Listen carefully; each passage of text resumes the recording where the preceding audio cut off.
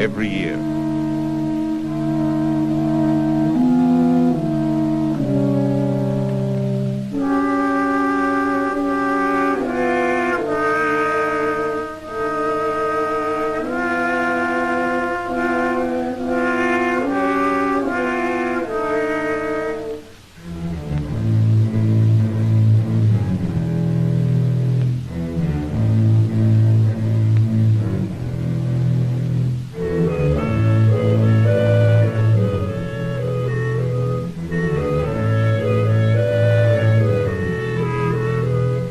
And poor land makes poor people.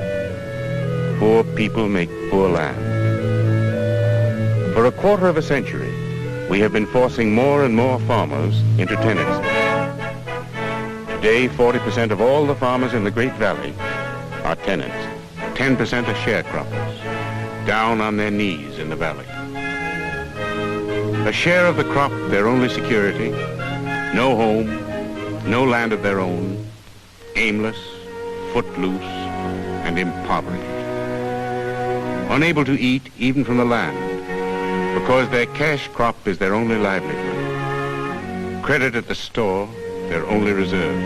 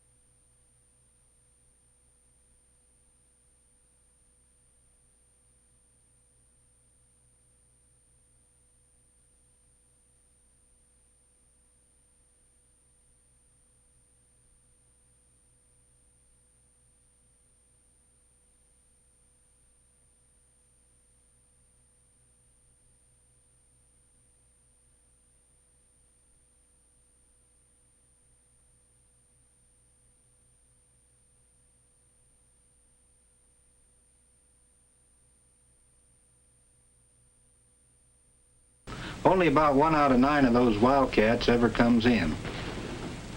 How much does it cost to drill a well like that? Well, it depends. The first hole, drilling in this weather, as deep as we'll have to go, it'll probably cost about $500,000. That's the oil business. A real gamble. 1 out of 9 with $500,000 riding on the black. Pretty tough odds. Plenty of men willing to take it, especially when there's a chance to make a profit. Indian arrowhead? Yeah. Found it right over there, right where we put the rig. It's for luck. We're gonna need it.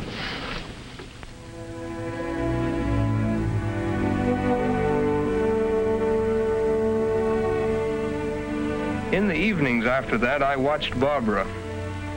I could see she had visions of an oil well out in the middle of our wheat field, new wallpaper in the parlor, and a college fund for the kids we hope to have someday.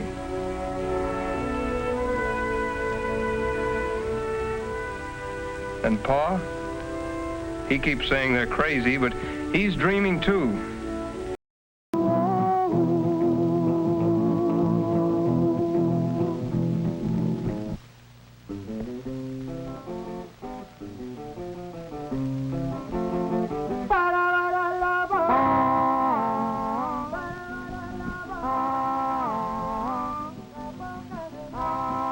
We have a choice in dealing with these boys of continuing the old community policy of suspicion, surveillance, rejection, and with the usual results. Or we can take a new look at them and our own attitudes and start to assume our just obligation as citizens in helping them achieve recognition and responsibility in the community. Youth for Service offers one way to work toward this end.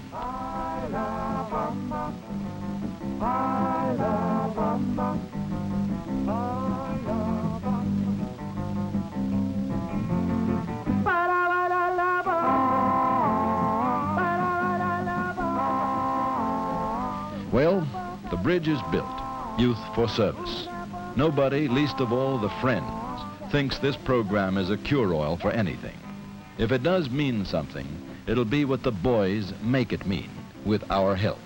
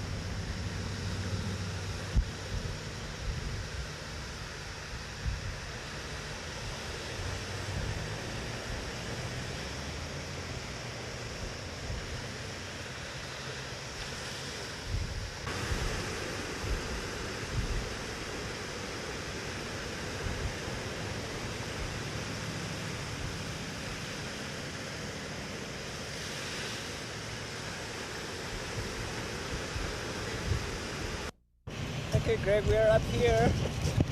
Second floor. Say hello to Greg.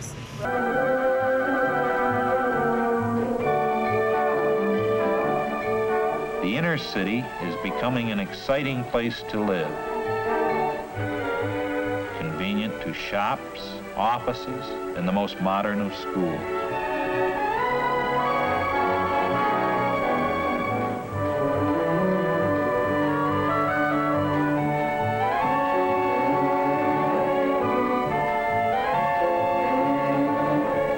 Some Detroiters prefer to dwell in these new, self-contained cities within a city. Others in new cooperatives or friendly neighborhoods. Whatever the choice, Detroiters rate their city high for living, working, and sheer enjoyment.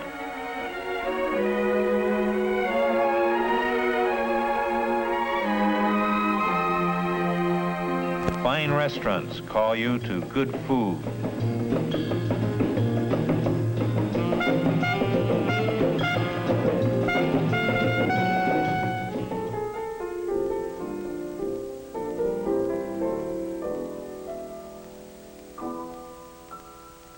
This popular restaurant also features a breathtaking view of the city and river. Following dinner, there's the excitement of a night on the town. Table manners. Betty, our hostess, is having a few of her friends to her home for a birthday party. She has been to any number of little parties like this, but this is the first time she has given a party all by herself. Like everyone else, she thinks that her etiquette is perhaps not perfect, but good enough so that there are no glaring errors. She is proud of her table arrangement and thinks she deserves a word of congratulation. But the housekeeper must tell Betty she has noticed a few errors. A napkin is out of place. The butter knife belongs on the butter dish, not next to the meat knife. And a water glass. Small matters, but they are important when they show whether or not your habits of etiquette are correct. See if you notice right away when someone is incorrect or is definitely correct. Betty's confidence is shaken a bit, and she has doubts of her correctness. Should she have preceded her guests into the room? Is she directing them to their places properly? Should Betty have used place cards? The young man who is trying, too late, to assist Betty with her chair is Bob. It is his birthday that is being celebrated and his host. He seems to feel at ease and just act as she always does. Notice now what a way of opening his napkin and putting her in his belt. Could that be all right? Bernie and Helen seem quite certain. The revolving jet tower creates a spinning brush of water, a positive jet spray whirling around to reach every corner, from top to bottom. Here is where the Youngstown Kitchen's automatic dishwasher really stands out. This positive, powerful hydro brush jet spray action is effective at the top, center, bottom, and all levels in the dishwasher to completely eliminate every blind spot. Speed of operation. The Youngstown Kitchen's automatic dishwasher completes the job of washing one capacity load in only 9 3/4 minutes. 9 3/4 minutes. This is especially important to the housewife when more than one loading is required. In fact, the more dishes you have, the more time you save. Will these features help you sell the housewife that here for the first time is a dishwasher that will relieve her from the unpleasant task of doing dishes, dishes, dishes 3 times a day? Do these features completely modernize dishwashing? Every housewife in the land will answer, why do your dishes the old-fashioned way, when the Youngstown Kitchen's automatic dishwasher will do them for you, the modern way? Let me show you what I mean. Dishwashing is always with us. But when you have a dishwasher that saves you time and energy and washes your dishes hygienically clean every time, well, all the unpleasantness of the chore is done away with. And just think of the thousands of hours that your hands don't have to soak in dishwater. When you do dishes the modern way, your work is limited. The preparation of the dishes for the dishwasher is simple. All you do is scrape the excess food particles into the food waste disposer, and the dishes are ready for the dishwasher. No pre-rinsing is necessary.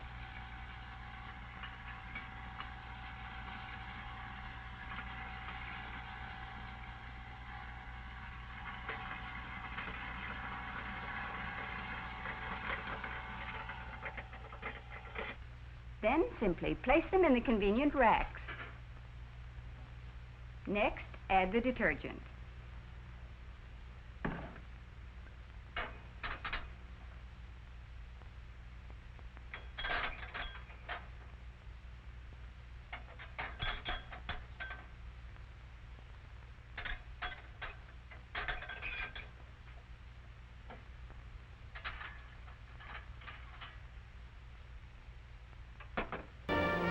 Across the Hudson River from New York City and westward into the state of New Jersey is the city of Englewood.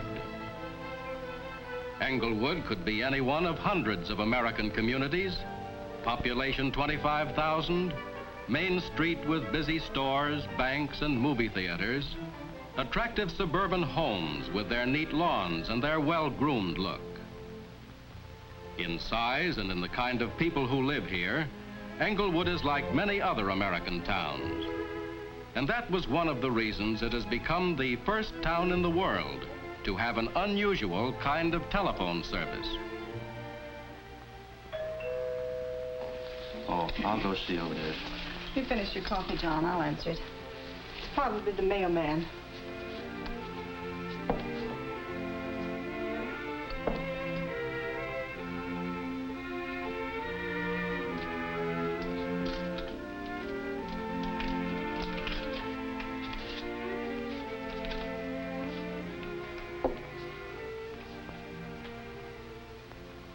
John, it's from Sally. She says the baby has the measles. Oh, dear. Well, now, measles, that's not so serious. All kids get them sooner or later. John Moran, you know Lucy's only 14 months old. Poor little dear. I'm worried. Well, if you're worried, why don't you call her up? You got her number in that little book of yours. No, it's just about 8 o'clock in San Francisco. They'll be up.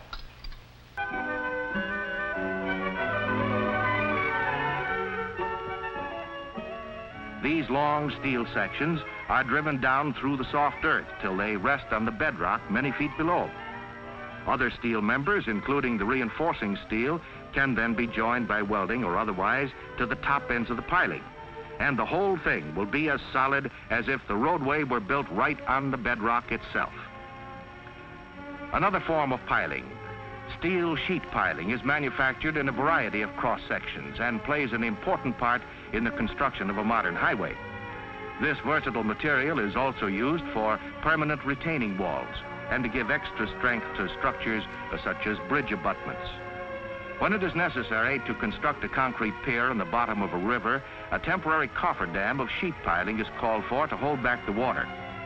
Steel sheet piling is the ideal material for this purpose.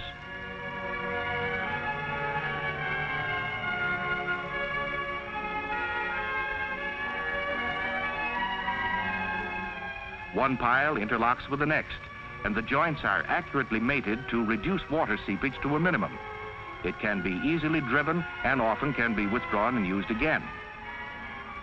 With the temporary cofferdam in place, construction proceeds within its protecting steel walls.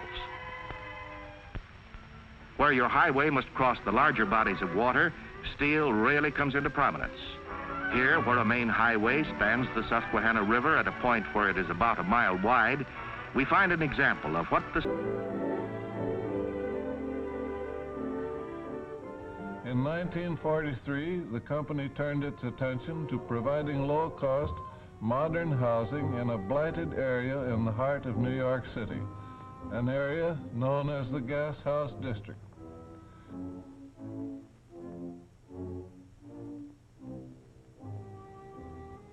As these views show, many of the dwellings here were 75 years old or more.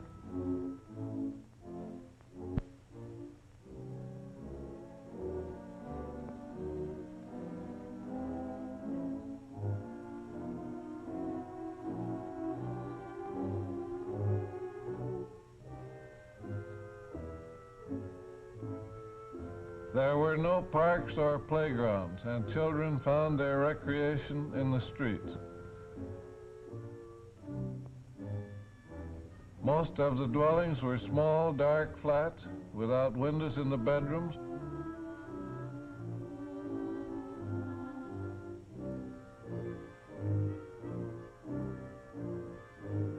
No closets for clothes, and grossly inadequate in sanitary facilities and other modern necessities. As soon as the families who lived in this section were relocated, demolition began. It is interesting to note how this was accomplished.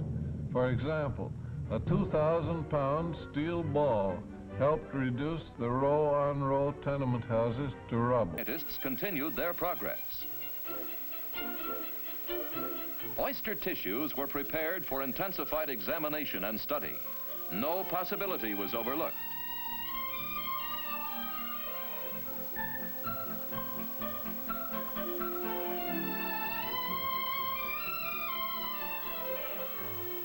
Finally, the real enemies are isolated.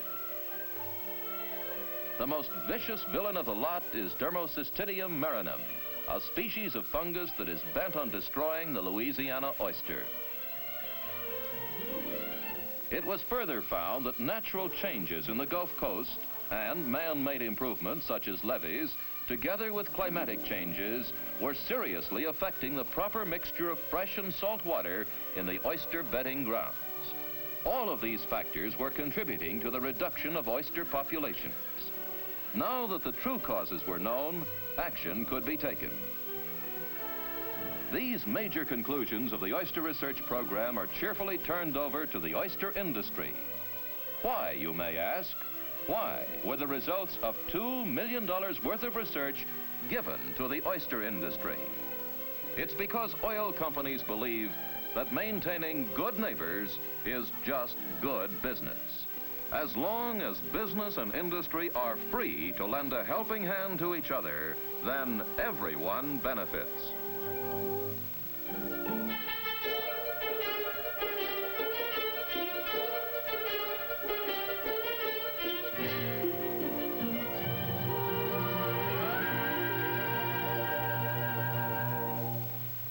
Transportation. Genesee fever in the airborne age. Flying out of Rochester, you get a pleasant view of the Barge Canal where it crosses the Genesee. Did you ever see a city so green and growing? Green and growing right into the downtown area. That is the inner loop, channeling traffic to the central core of the city. That is the outer loop, circling the city, channeling traffic to the surrounding suburbs and industrial parks. Starting practically from scratch with the advent of the St. Lawrence Seaway, Rochester has made significant strides in attracting commercial cargo. What's being loaded or unloaded today? Clean cargo, certainly. Cargo compatible with the community. Mobile cranes move goods from ship to shore. Forklift trucks transfer merchandise from the warehouse or the dockside storage space, from freighter to fast truck. Rochester is the economy port of the Great Lakes, where the seaway meets the thruway. It is within a 350-mile radius of the greatest consumer and industrial goods market in the world. An arc including Boston, New York, Philadelphia, Pittsburgh, Cincinnati, Cleveland, and Detroit. The shipment to make certain the coffee they've bought compares with the reports and samples from South America.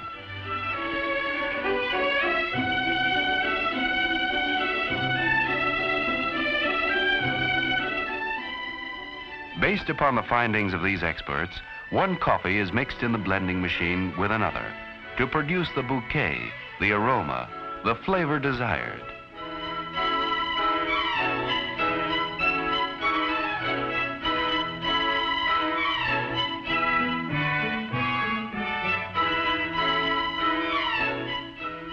From blending machines, the green coffee is introduced next to huge automatically controlled roasting ovens, hundreds of pounds at a time. Done to a turn, cascades of precisely roasted beans are released at just the right moment, ready to be freshly sealed into packages the very same day.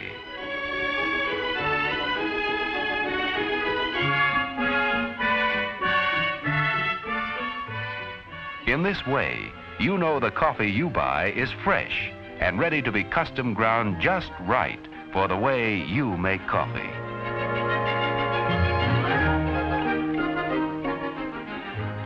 Yes, we North Americans really do like coffee. We drink around 120 billion cups a year. After all, drinking coffee is one of life's pleasures, a pleasure that cannot be duplicated by any other beverage. Samples of typically welded joints were subjected to severely rigid laboratory tests, calculated to produce a condition of strain far in excess of that to be borne by the joint under actual usage. The discovery of even the slightest imperfection was sufficient cause for the rejection of a complete unit. In marked contrast to the meticulous care and precision exercised throughout every phase of their manufacture was the actual size and weight of the pipe units themselves. Heavy-duty rigging of special design was required to handle the sections through the shop, and high-capacity cranes were required to move them step by step through the progressive phases of their manufacture. To equalize the terrific internal strains introduced into the plates by bending and the additional temperature strains incurred during welding, individual pipe sections were subjected to a temperature of 1400 degrees Fahrenheit in a gigantic annealing furnace. This temperature was induced not by the application of flame itself, but through the circulation of superheated gas. Shop processes were carried only as far as the production of the unit section. As these sections were to be joined to form a continuous penstock, provision was made to accurately accomplish this junction in the tunnels. To guarantee a satisfactorily tight field joint, the ends of the sections were machined on a mammoth vertical lathe, operating across the 30-foot diameter of the pipe. After a final inspection, the pipe section was ready for installation. A modern streamlined train passing through one of the huge tubes affords an interesting gauge for the comparative size of the units. The job of transporting the pipe sections from the plant to the dam site was in itself a tremendous undertaking. And to accomplish this work, a special road trailer capable of carrying 200 tons was designed and built. Caterpillar tractors furnished the motive power, as the trailer itself was not equipped with the means of locomotion. During handling, the conformation of the pipe section was maintained by rigid internal bracing. The movement of the heavy trucks was controlled by air brakes and power steering apparatus, with which the trailer itself was equipped. Upon arrival at the canyon rim, the civilian suit, the tweeds Jim dreamed about during those years of service, well, they didn't fit Jim anymore. The house didn't fit either. There were so many things that Jim and America needed after the war. How about the safety shoes? They still look all right. They'll come in mighty handy on the job. The job, the important job of making steel for a greater America. 1 in 4 in United States Steel is a returned veteran. All right, Mr. Robbins. Will you step in here, please? Thank you. Hello, Jim. Hello, Monty. Have a seat, won't you? Thank you. Place look any different to you? Good, not different. I understand you're interested in some night school courses. Anything particular? No, nothing in particular. In that case, I believe I would study the list of available courses. I'm sure you'll find what you want. Make up your mind, we'll start from there. Right, good. How's the folks? Oh, fine. Of course, we're a little crowded, 4 people in one house, but we'll make out. The employee training program began long before the war.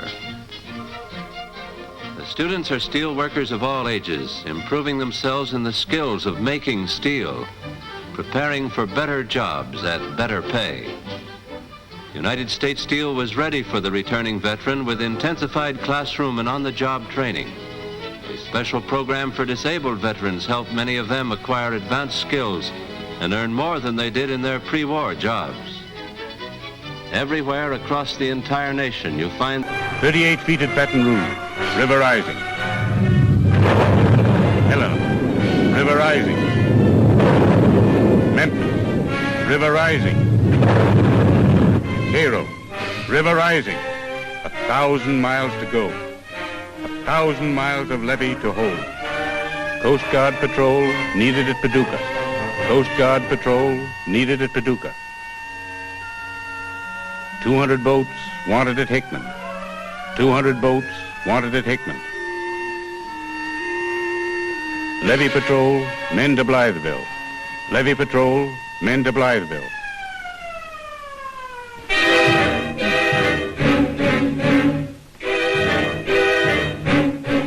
2,000 men wanted at Cairo.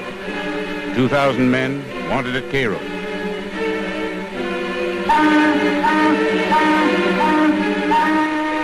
For 100,000 men to fight the old river.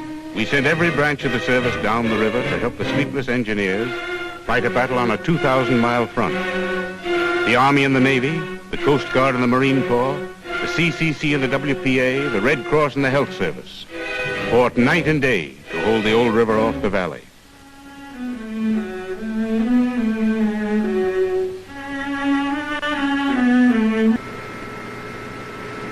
And where there's water, there's power. Where there's water for flood control and water for navigation, there's water for power.